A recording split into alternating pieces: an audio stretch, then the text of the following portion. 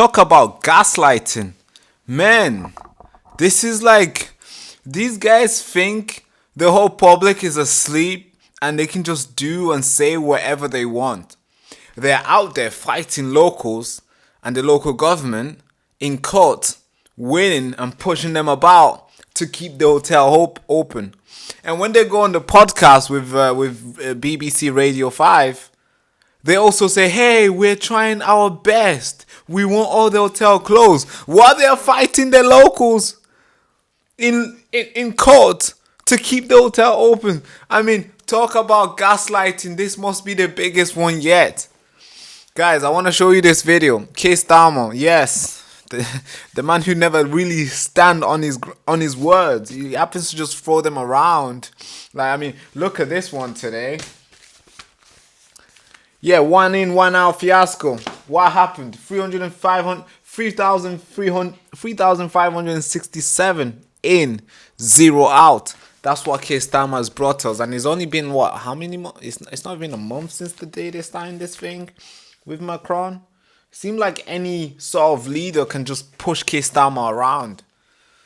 Yeah, and the way he talks about this, he talks about the migrant hotel like he has no control over. So somebody must be pulling the string. I'm not sure. I'm not going to speculate, as we already know. That could get us in trouble, so we can't do that. So I'm going to give you the facts. First of all, let me just read this quick little... Well, let me give you a quick background before I play that video. So in recent interview with BBC Radio 5 Live, Prime Minister Keir Starmer said, I completely get it. Local people, by and large, do not want this hotel in their town and in their place. And nor do I, so meaning he doesn't want it as well. He was responding to a question about how he would feel if his daughter had to walk past Asylum Hotel every single day. Keir Starmer emphasizes that he wanted to close the Asylum hotels as quickly as possible, even suggesting that the current target for 2029 should be brought forward. As we already know, he brought this thing, he promised everybody, I think early summer, he promised everybody that, we're going to close the hotel in 2029. So he's saying that he thinks we should bring it forward. Okay. I won't hold my breath on that. His remarks come amidst growing public protests, especially in places like Epping, over the use of hotel to house asylum seekers. Criticism from both Reform UK and conservative leader have come in. The issue has become a flashing point in national debate around immigration, border control, and community safety. Keir Starmer's government is also proposing proposing reforms to the asylum appeals process and refugee family reunification rule to address these concerns.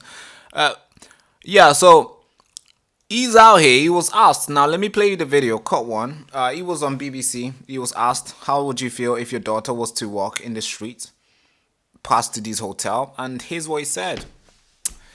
Cut one. Where there is an asylum hotel. How would you feel if it was a hotel at the end of your road? If your daughter was having to walk past one of these hotels every day, how would that make you feel? I completely get it. I mean, local people, by and large, do not want these hotels in their towns, in their place, and nor do I.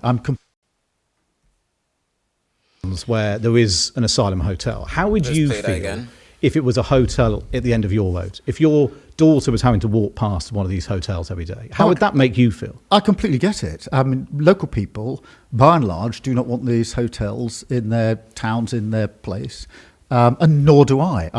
Where there is an asylum. Yeah, so as you can see, they're asking him, how do you feel? He says, local people don't want it. By and large, they don't want these places there. Nor do I. So he wouldn't want to live next to the illegal migrant hotel. But guess what? You don't want to live next to them? He's taking them to court. He's taking you to court. And he's winning.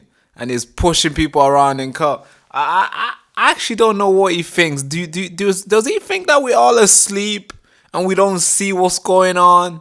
Because they say they want to do this. They say the manifesto this and, tackle the gang and all these promises, yes, on their side. Then when they are in action, they're doing completely different stuff. I mean, I think this is the first chance he had to show to the British public that he's against the hotels. But guess what? He sent his group, sent Yvonne Cooper, send the Home Office, send all these guys, appoints his judges to rule over, to basically tell the public, shut up. You gotta win, but no, it's not gonna last any longer. Shut up. I don't trust these politicians. I actually don't. I always feel like there's a quote that goes around: whoever's in politics is because they're good at lying. I'm kind of believing that now. Almost every single person who's in politics today, it must be because they are good at lying, and it shouldn't be that. It shouldn't be. That should not be the case.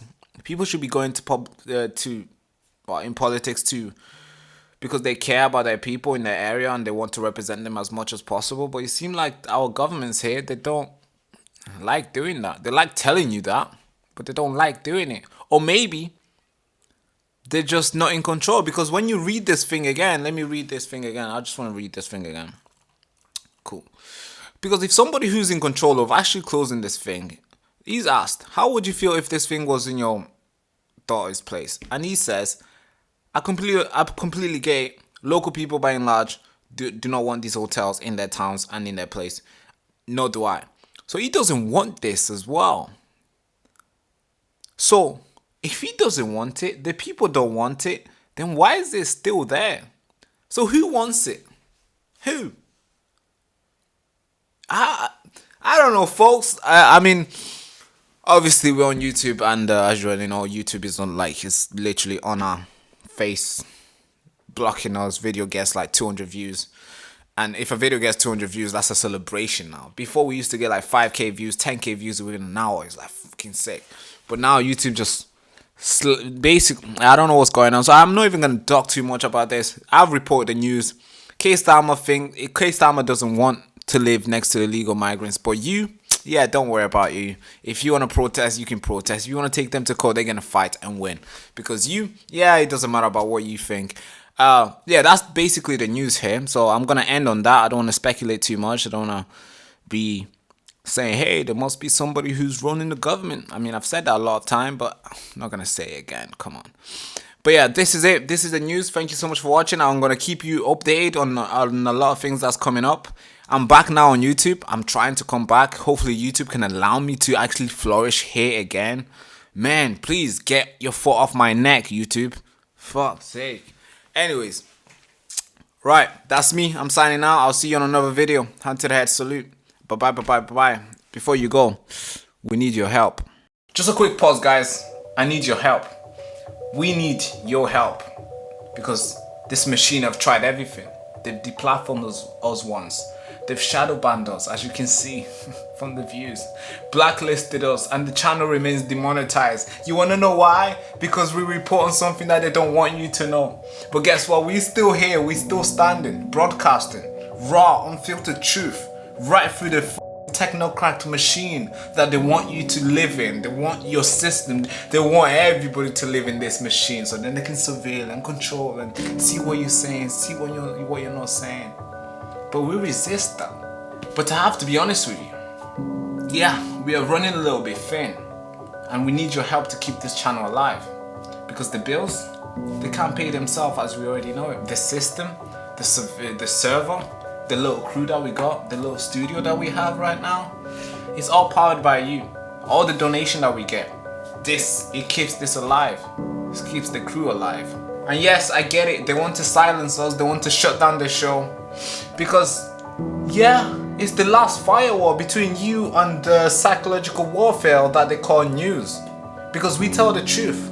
We don't control the news. We give it to you raw, and you make your own decision with it. But here's the good news though, because there's many of us than them. Because we got a lot of freedom-loving warriors here listening to us like you. So I'm asking you, every listener who can chip in a few quid a month or once, not only gonna make us survive, but expand the team and expand the mission. So I'm asking you to keep us on air, keep the mission alive, and keep this voice on chain. Not just my voice, many other people who are asking for help too. So if you're able to, if you can, go to the link in the description, the first link in the description, just leave something, leave a donation. It could be 50p, it could be £50, 500, it could be anything. We appreciate. And I want you to know this is not charity. This is a resistance. We're not here to beg, we're here to fight. As you already been seeing us fight. But with your help, we win. And we always win. Always. Let's get back into the video.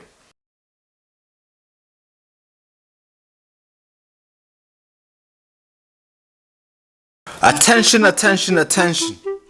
This is not just a normal t-shirt. This is your battle armor in this war against lies and manipulation and deception. And when you wear this t-shirt, you are not just making a statement. You are drawing a line in the sand. And you're saying, I will not be silenced, I will not be bought, and I will not be steered.